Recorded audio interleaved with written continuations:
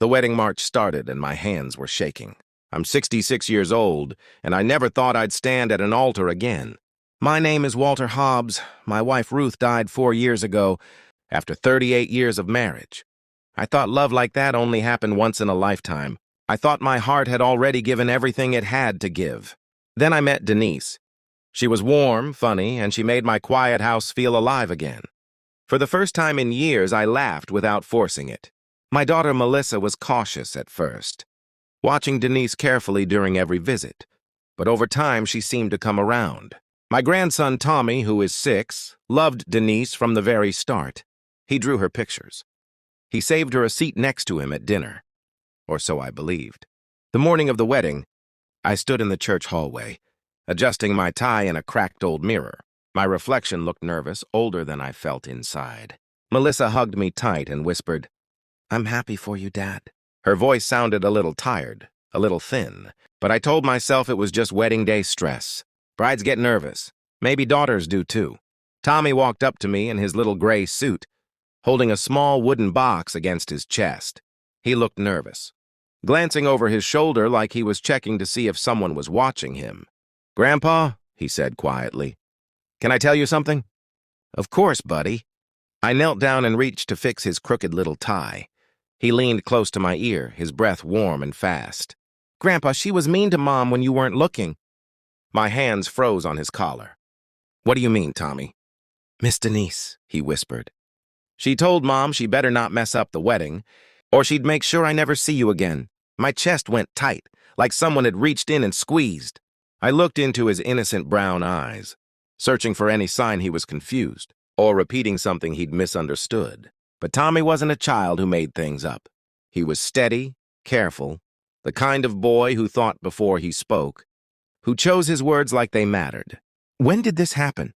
I asked, keeping my voice calm for his sake, even as my pulse pounded in my ears. "Last week, in the kitchen. Mom was crying after. I felt sick to my stomach. Melissa never said a word about it. She smiled through the entire wedding planning. She complimented Denise's dress. She helped pick out the flowers for the altar, stood beside me at every fitting. Then Tommy held up the small wooden box with both hands. "Mom told me to keep this safe until today. She said, give it to you only if I felt something was wrong." My fingers trembled as I lifted the tiny lid. Inside was a folded piece of paper and a small silver flash drive. I unfolded the note. It was written in Melissa's familiar handwriting. "Dad, I didn't want to ruin your happiness."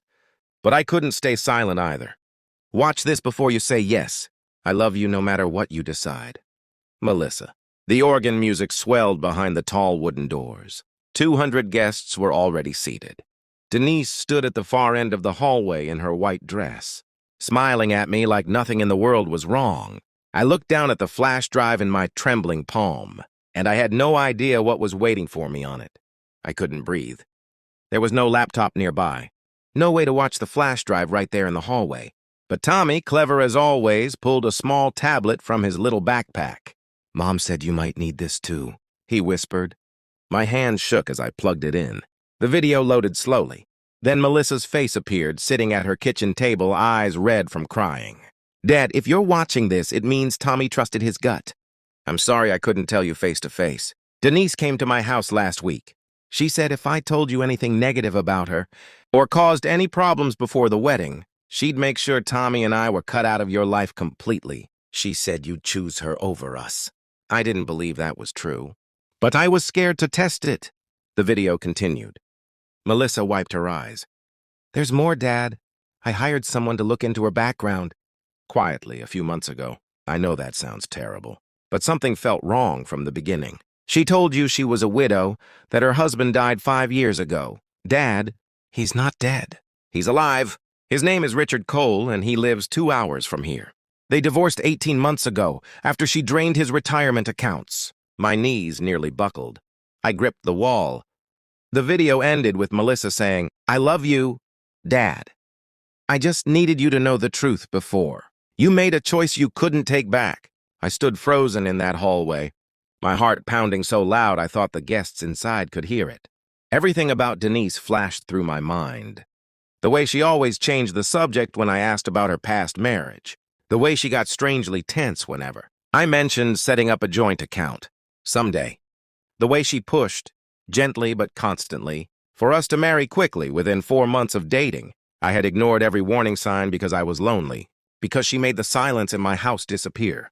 Tommy tugged my sleeve again. "Grandpa, are you okay?"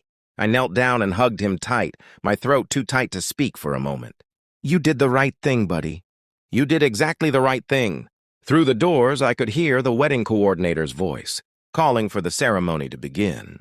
My legs felt like lead as I walked toward the entrance, the flash drive still clutched in my fist. Denise turned when she saw me approaching, her smile bright and practiced. "There you are. Everyone's ready." I looked at her, really looked at her, for what felt like the first time in months.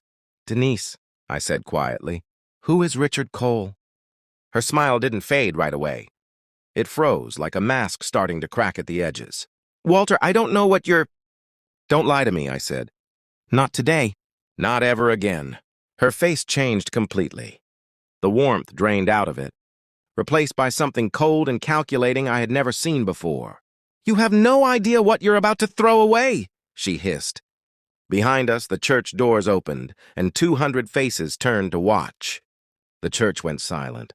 200 faces stared at us, waiting, confused, unsure whether to smile or gasp. Denise's eyes darted toward the crowd, then back to me, her voice dropping to a sharp whisper. "Walter, don't do this here. We can talk about this later, privately." "There's nothing to talk about," I said. My voice was steady now, steadier than I expected. "You lied about your husband being dead. You threatened my daughter and my grandson. You tried to scare a 6-year-old boy into silence." Gasps rippled through the pews. Melissa stood up from the front row, her hand over her mouth, tears streaming down her face.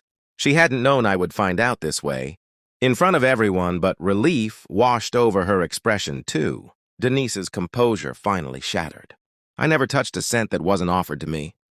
Richard was a controlling, miserable man. I built a new life for myself. Is that a crime?" "Lying to me was," I said. "Threatening my family was." She lowered her voice again, pleading now. "Walter, please. I do care about you. Maybe I made mistakes, but what we have is real." I thought about Ruth, about the honesty that had built our marriage for 38 years. I thought about Melissa's tired smile that morning, hiding pain to protect my happiness. I thought about Tommy's small, brave voice in the hallway. "I believe you're capable of caring about people, Denise," I said gently. "But I can't marry someone I can't trust. Not again. Not at this point in my life." I slipped the ring off my finger and placed it in her hand. She looked around at the guests, at the flowers, at the life she thought she was about to step into, and something in her face crumbled. Without another word, she turned and walked quickly down the aisle, her white dress trailing behind her, out the front doors of the church. The room stayed silent for a long moment. Then Melissa rushed toward me, wrapping her arms around my neck, sobbing into my shoulder. "I'm so sorry, Dad. I didn't want to hurt you." "You saved me," I whispered. "You and Tommy both." Tommy ran up and hugged my legs. I lifted him into my arms. This brave little boy who had trusted his instincts, when the adults around him were too afraid to speak. Later that evening, after the guests had gone home and the flowers had wilted a little in their vases, Melissa and Tommy sat with me on my back porch. We ordered pizza instead of wedding cake. Tommy fell asleep on the porch swing, exhausted from a day that asked far too much of a 6-year-old heart. Melissa took my hand. "Are you angry at me for waiting so long to tell you?" "No," I said. "You were protecting me the best way you knew how." "And Tommy did something braver than most adults could manage." She smiled through fresh tears. "He adores you, Dad. He couldn't stand the thought of you being hurt." I looked up at the stars, thinking about Ruth, about second chances, about how sometimes the people who love us most are small enough to still believe in simple truths like honesty and loyalty. I didn't get married that day, but I got something better. I got my family back, whole and honest, sitting beside me on a quiet porch. In the weeks that followed, I learned that Denise had tried the same story with 2 other men before me, both older widowers with steady pensions and quiet lives. Richard Cole reached out to thank me, almost sheepishly, for confirming what he'd suspected but could never prove. I didn't feel triumphant hearing that. I felt only a quiet gratitude that my family had been spared the same fate. Melissa started sleeping easier at night, no longer carrying a secret alone. Tommy asked me once, a few weeks later, if he had done something wrong by telling me. I knelt down, looked him in the eye, and told him he had done the bravest thing I'd ever seen. He beamed like he'd won a medal, and in a way, he had. Some weddings end in vows. Mine ended in truth, and truth, I've learned, is worth far more than any ring.